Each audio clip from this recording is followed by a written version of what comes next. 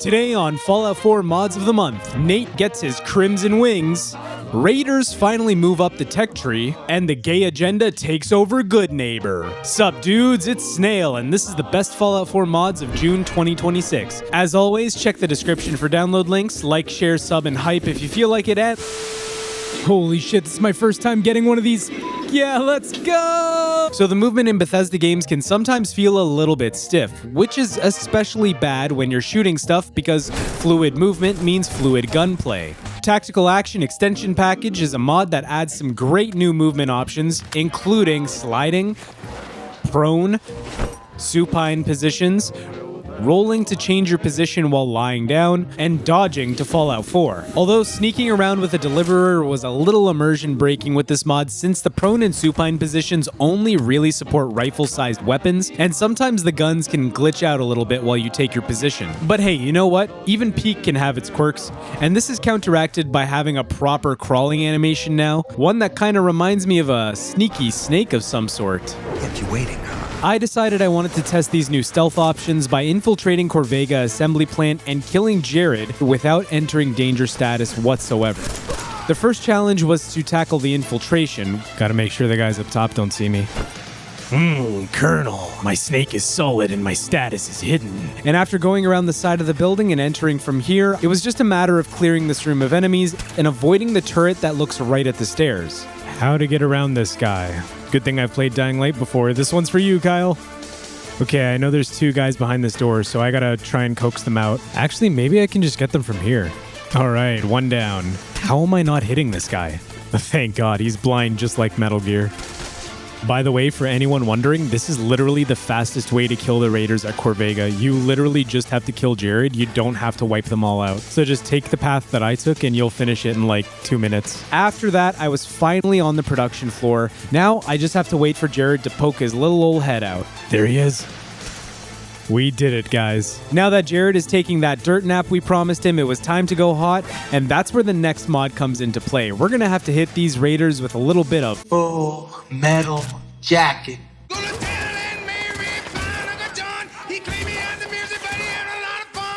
The enhanced battle rifle from DegenerateDak is an M14 that includes 60 plus attachments and a unique that's found in a brand new dungeon. Turns out it's the perfect rifle for taking out those dickheads who nuke you as soon as you walk into Lexington. Not only is this an all-around solid weapon, it's also a really good sniper. The unique weapon is a sniper configuration as well, which you can find in a dungeon northwest of the Mass Pike Exchange. You'll have to survive a booby-trapped course in an underground warehouse while a raider takes pot shots at you over your head, but overall I found this experience pretty engaging and I had never actually played a dungeon like this before. It was a really fun time. But once you've acquired the weapon, you find out the unique makes for probably the best sniper rifle you can own, since it does 50% more damage if you're aiming at heads. I don't know about you, but when I showed these gunners, they thought that shit was mind-blowing. So a few months ago, I covered Rivets and Rage, which included a sweet-ass Raider power armor, and many of you were talking about how cool it looked. Well, now we're spoiled for choice because DegenerateDak decided to give us his take on a Raider-inspired power armor with the Raider T45 power armor. This mod adds 5 new T45 pieces to the game, including a few new paint jobs to spruce up your personal Raider suit. The suit aesthetics are vanilla-friendly in the best way possible. You can find these new pieces anywhere you'd find Raiders in power armor, as evidenced by those aforementioned dickheads in Lexington. You can, of course, rock this suit completely plain if you'd like, but honestly, I would encourage you to paint it. I think it looks better painted, personally. Alright, so remember when I said the gay agenda takes over Goodneighbor? I lied.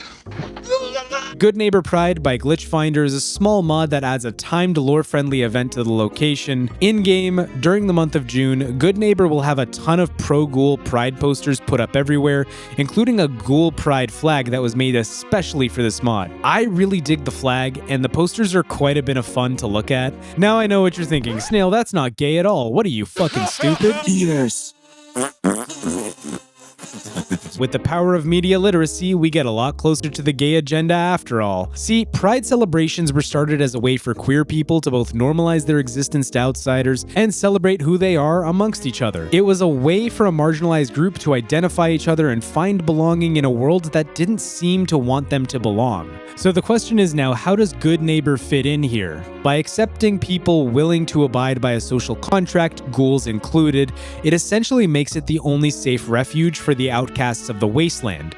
So in a way, really, Goodneighbor is to ghouls what the gay village is to gay people. Even some of this mod's posters still make a lot of sense if you replace the word ghoul with any group of your choice. Besides, you're really gonna tell me that a town where a man wearing a harness is arguing with a man wearing a leather cop hat doesn't have at least 2 gay dudes? You know, even with its new makeover, Diamond City would never allow that.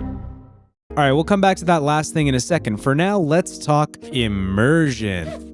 9 out of 10 raters agree that bleeding out sucks. What's worse is when they bleed out before you're done with them, or when they cause you to bleed into your eyes. That screen blood can be immersive, sure, but it would be better if Fallout 4 included some immersive wiping effect, like the one in Metro Exodus. Screen Blood Enhanced is a mod that adds a whole ton of immersion to the Screen Blood department by adding immersive screen wiping and a whole list of other options. Reworked Screen Blood means 2 things here. 1, the actual Screen Blood texture has been changed to something more reactive. Different kinds of hits from different distances will incur Screen Blood both from hitting your enemies and being hit by your enemies. Needless to say, this goes a long way to making melee feel a lot more fun. The second thing is that you can actively wipe the Screen Blood away. You can either wipe it manually via a hotkey, or you can set it up to automatically wipe after combat ends. I preferred activating it manually since it felt more purposeful, but it's fine when it's set to automatic as well, so really it's up to whatever you prefer. Easily one of the most immersive mods out there, next to item wheels.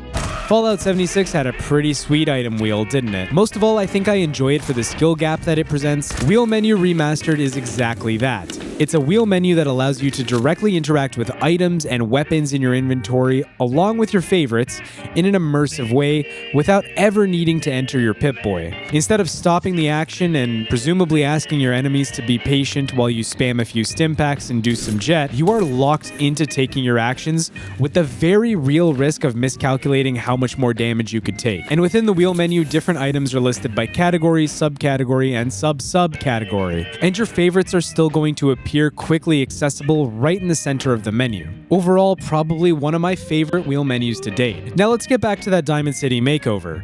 So a few months back, I covered Diamond City Polished Diamond by Bailey Men. Last time we saw it, it was still under construction, but we finally got the final finished product with Diamond City cut and polished. Let's see how it looked back then. Lonely concrete bleachers now play host to corrugated metal row houses. The pond where Sheng's water purifier once stood has been filled in, and instead an industrial section has been placed there. Brahmin roam a massive pen just outside the brand new Cappy's Diner, lending a sense of sustainability to the city's food supply. While Polished Diamond is a great cosmetic overhaul, the mod is currently a work in progress. I walked around trying to open doors for a bit and couldn't gain access to anything, so safe to say that for now it's just a visual expansion. And finally, after all that, let's have a look at the finished product. The city's industrial sector contains a few new specialty shops, including a robot parts store complete with a robot bench, a junk dealer where you can buy all sorts of shipments, Cappy's Cafe, which sells a selection of game holotapes and even includes an arcade on the top level, a casino with functional slots you can actually gamble at, a nightclub with booths and bumping music, and more interiors than you can shake a radioactive stick at. While I was looking around, I also discovered this electrical factory, and despite it being locked, I decided to break into it anyway. Now, this is technically trespassing, but you can't trespass if the property owner is dead.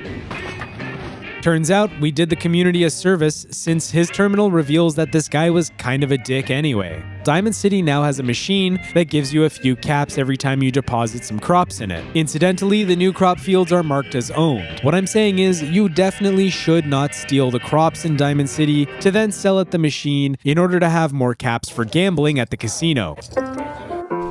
those are the best Fallout 4 mods of June 2026. That said, if you want me to cover the game's cut content at some point, let me know in the comments because I got a lot to say, man, so it'd be real nice to know that you'd want to listen to it. And while you're at it, also tell me what you thought of June's mods. Did you play any? Is there a mod I missed on here that you thought should have gotten some attention? Let me know, and while you're writing that comment, here's a huge thank you to these big fellas on screen for keeping the snail train chugging. Remember, I'll probably stream on YouTube this coming week, Wednesday at 5 p.m. Eastern Time, and we'd love to have you there to hang out with us and watch me play some Fallout. Who knows what else we'll get up to, but in any case, that's it, guys. Until next time, I am out of here. Peace, dudes. Will someone run their rat away?